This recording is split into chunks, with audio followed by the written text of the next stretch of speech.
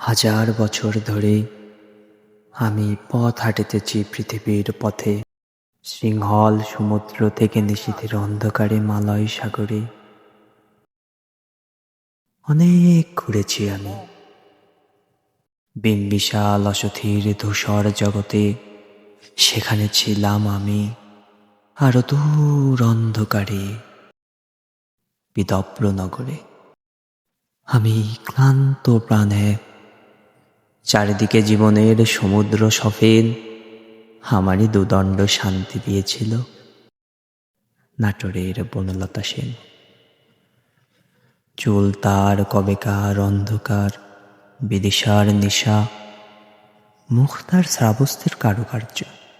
অতি দূর সমুদ্রের পর হাল ভেঙে যে নাবিক হারিয়েছে দিশা, সবুজ ঘাসের দেশ যখন সে চোখে দেখে দারুচিনি দ্বীপের ভিতর, তেমনি দেখেছি তারে অন্ধকারে। বলেছে সে, এতদিন কোথায় ছিলে?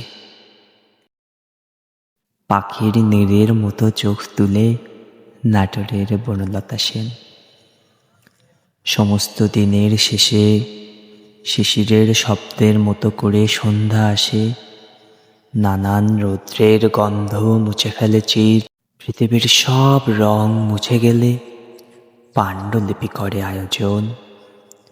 তখন গল্পের তরে জোনাকির রঙে ঝিলমিল সব পাখি ঘরে ফিরে আসে। সব নদী পুরাই জীবনের সব লেনদেন, থাকে শুধু অন্ধকার মুখোমুখি বসিবার বনলতা সেন।